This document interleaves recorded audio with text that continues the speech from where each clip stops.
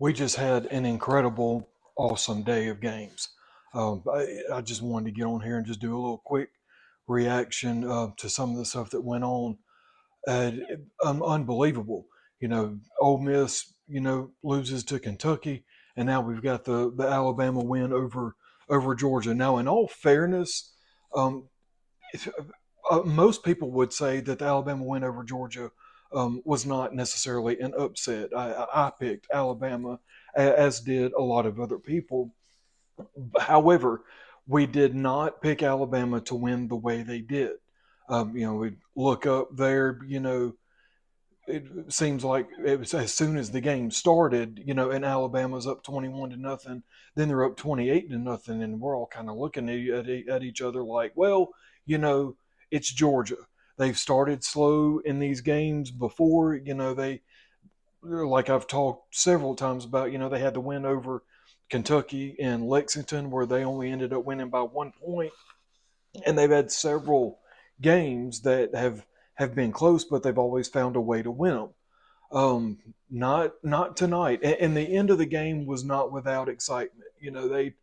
Alabama's up, and they're going back and forth, and Carson Beck drives down the field. They score, um, and get ahead. Then immediately Alabama gets the ball back. You know, right down the field again. They scored, takes the lead back. So it's really just incredible. Um, but Carson Beck, if I'm not stepping on the kid, I'm not criticizing him or anything. He's a great quarterback, one of the best quarterbacks in the country. This was not his night. Three interceptions, but he did have three touchdowns. You've really, it's becoming a farther and farther stretch to seriously include him in a Heisman conversation. But all that aside, a great game. But looking forward, because I talked about this in the preview video. Now that Georgia's lost this game, where are they going to go from here? What kind of team is Georgia going to be? There are people out there on both ends of it that say, oh, Georgia will bounce right back. It's probably the only loss they'll have all year. They'll go on past this one, like it never happened. It'll be out of their head, new week, new game, whatever. And then you've got people on the other side that say, well, Georgia will be lucky to make a playoff game or to make a bowl game, rather. So, because, Georgia, they've still got the game with Texas coming. They still got the game with Tennessee coming, and obviously, there is a growing group of people that are starting to favor and predict Tennessee and Texas in those games. But we'll get to those games when those weeks are on us. We are several weeks away from that, and a lot of really exciting football between now and then. The SEC in some aspects of it, some ways of thinking about it, the SEC is still wide open. You still got Tennessee, Alabama, and Texas undefeated, and yeah, while LSU has the loss to USC, LSU's undefeated in the conference. So, however, it kind of goes without saying, in defense of everybody else, LSU was the only SEC team that played today out of conference. So LSU hasn't started their SEC schedule yet, but they will. It's coming. But yeah, Bama ends up with a 41-34 win. Again, a lot of people predicted Alabama to win this game. They didn't predict them to win it like that. Jalen Milroe has taken leaps and bounds steps forward from where he was last year. At this point there's no way around that. Now, is he a serious Heisman contender? Maybe, maybe not. I don't know. But he's more of a contender now than he was. He has definitely shown marked improvement in his play. And like I said in previous videos, no disrespect to Coach Saban or any of the previous coaches or anything like that. I do believe that you could probably attribute and thank some of his improvement to new coaching leadership. Like I said before, for all we know, just takes a different style of leadership for his style of player, and obviously he has responded very well. Looking forward, we're 2 or 3 weeks, away from the famous annual Alabama Tennessee game. This year they're back in Knoxville. How does ESPN not have game day in Knoxville like they did 2 years ago? We'll all remember 2 years ago they game day came to town. For that game, Peyton Manning was the guest picker for the day. Um, had a great day up there. Had an incredible game that literally came down to the wire. Tennessee kicks a field goal, wins it by a couple points at the end of the game. Are we going to see that again? A lot of people would have said at the beginning of the season that while, yes, the Tennessee Alabama game is going to be a circled game, a very good game. Excuse me, a very good game coming up on the schedule. As they would have also, predicted the Georgia game to be good. However, the Alabama game is now a bigger game than what the Georgia game is going to be. Because here's the thing: Georgia will have to play Texas before they get Tennessee at home in Athens. What is it going to look like? What is the atmosphere and what is the flavor of SEC college football going to be in November if Tennessee goes to Athens, worst case scenario, with one loss from Alabama, or either still undefeated, and Georgia's got 2 losses, one that they took tonight to Alabama, and then if they end up losing to Texas in Austin. So, like I said, either a one loss at worst or an undefeated Tennessee team coming into town to play either a 1 or a 2-loss Georgia team. What does that even look like?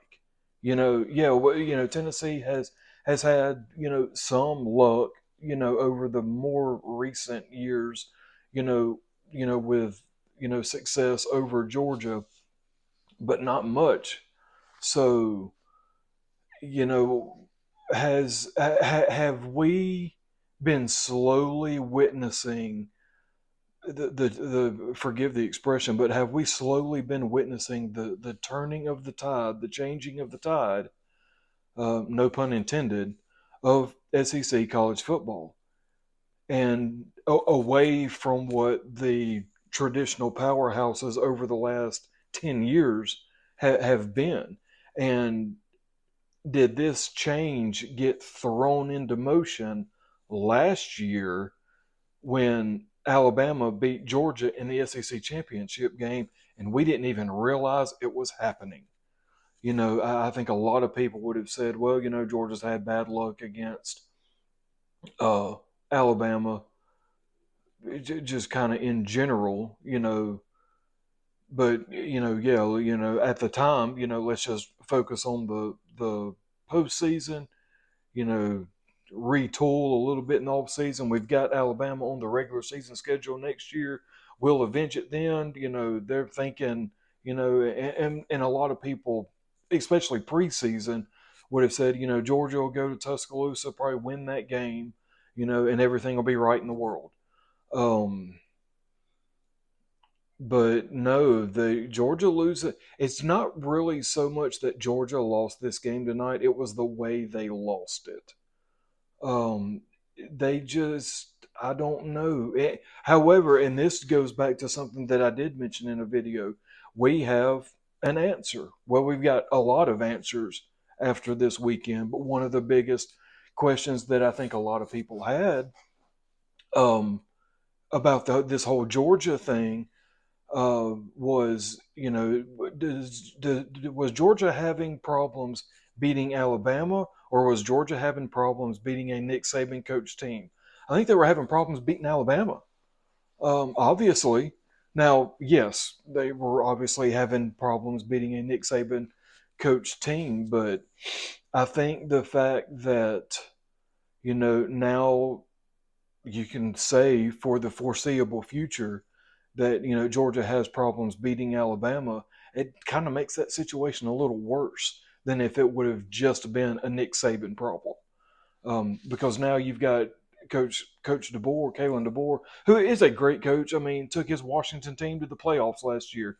He is no slouch. I mean, the guy knows what he's doing. He knows how to coach the game of football, and he cares a lot about his players, and he is very personable and one-on-one with them. However, brand new into the league or into the SEC, taking over Alabama and gets a win over Georgia and Kirby Smart in his first year.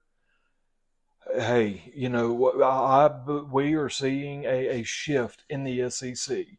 And I do believe that over the next couple of years, the top teams are going to emerge. Get at my prediction: Texas, Tennessee, and Alabama. Ole Miss. I'm going to talk more about Ole Miss tomorrow. Ole Miss got exposed today, and that's all there is to it. Ole Miss had some easier games to start the season, like everybody did. They showed out, really big scores. That whole Lane Kiffin, offense with Jackson Dart, and in the first 3 weeks he's throwing more passing yards than anybody else in college football and all this or whatever. And then they get Wake Forest, and yeah, they beat Wake Forest, and they're like, well, maybe Ole Miss is for real. They beat Wake Forest; they're a Power Five team. Wake Forest is a Power Five team in name only because they belong to the ACC. That's it. That's it.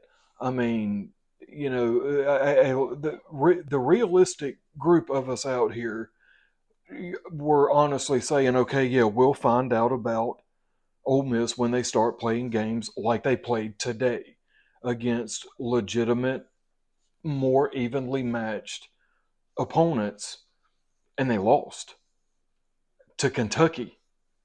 Now, Kentucky's not a bad team. Like I said, Kentucky took Georgia down to the wire. I mean, how many other teams have lost to Georgia by 1 point? Even when Georgia, either whether they're struggling or not, or especially when they are. So, Kentucky, Mark Stoops, he's got things going pretty well. Kentucky is going to be a team that a lot of other teams are going to overlook, and they're going to lose to. Now, did Ole Miss do that? Did Ole Miss lose today because they just looked past them and overlooked them? Maybe, I don't know. But here's the thing: how long during a game are you going to overlook a team? You know, if they were still overlooking Kentucky halfway through the third quarter, round about the time the fourth quarter started, and they still lost that game, then they deserved even more so to lose that game. Surely because they were just plain either ignorance or just didn't care. But anyway, Ole Miss, they had their true colors shown on them, and yeah, no, that ain't the only loss they're taking. I don't have Ole Miss's schedule in front of me, but when those weeks come up, I'm sure they've probably got Alabama on the schedule. I think they've probably got Georgia on the schedule, and even with the issues that Georgia can have, the issues that Georgia can potentially have, especially now that Georgia has taken that loss from Alabama. We are probably going to wake up next week or in the next couple of days and see a completely different Georgia team. Because now, when was the last time Georgia lost a game in the regular season? It's been a while. It has been a while. I saw a stat on TV earlier. I think it was earlier today, where I think I believe I'm remembering this correctly. Since 2021, going all the way back to the 2021 season, since 2021, Georgia has only lost 2 games before today, and they were both to Alabama. Now 3. Since 2021, Georgia has lost 3 games, and all 3 of them were to Alabama. Now, under 2 different head coaches. Georgia has an Alabama problem. Georgia has an Alabama problem. I do not believe they were looking past Alabama. Um, Kirby Smart's a better coach than that. His players respect him more than that, I believe, anyway. So, if anybody were to come along and be like, well, yeah, Georgia lost to Alabama, because they were looking past them to Tennessee, or they were looking past them to Texas or whatever. I don't buy that.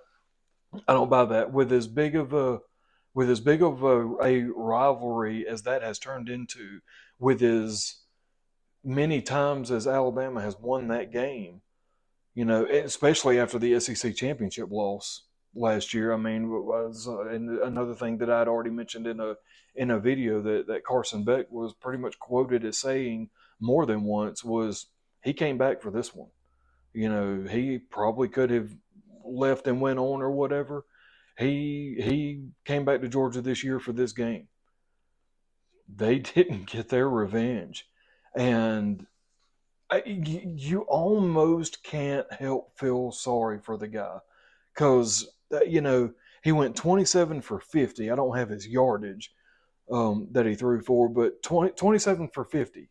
So he's what, 51%, completing 51% of his passes. Before today, at worst, he was 60 something percent. Before that, he was in the 70s. So he only completes 51, maybe 52 as being complimentary percent of his passes. And yeah, he did have the 3 touchdowns, 3 interceptions. Hey, there's 100 different golden rules that govern college football, and one of them says you can't win a game if you turn the ball over. Show me a game where the winning team turned the ball over more than the losing team, and I will buy you lunch, because you're gonna be looking for a while, looking for that example. It is so rare that happens, and it happened tonight. And even with their comeback at the end of the game, you know. They came back, scored that late touchdown, take the lead. And if I'm not mistaken, that was the only lead they had the entire game, was in the fourth quarter on one of those last drives. I guess the drive before the last one. They go down there, score that touchdown, takes the lead, kicks it off to Alabama. Alabama goes down and scores in very few plays. Georgia gets it back. Okay, basically, and they were in a situation. The commentators were all over it. They were like, okay, if Georgia goes down and scores, do they do the 2 point or kick a field goal because they needed a 2 point to win it, or not a field goal, but a 1 point, kick after PAT would have tied it. The 2 point would have won it. What are they going to do? And then he throws his third interception, and hey, but hey, it was a good game. It was a great game. A lot to be learned from that game for both teams. But again, as always, I appreciate y'all getting on here, checking out these videos. I know, hey, I brag on myself. This is the best, most terrible content on YouTube. So I appreciate y'all checking it out with me. This has been a blast, and we're going to keep going. Be back soon with some more content. Maybe tomorrow talk about some of these games more. Maybe talk about the Ole Miss game a little more, because there's a little more to unpack there, because they've got some games coming that's probably going to give them some trouble. So y'all continue to have a great weekend, and we'll see you next time.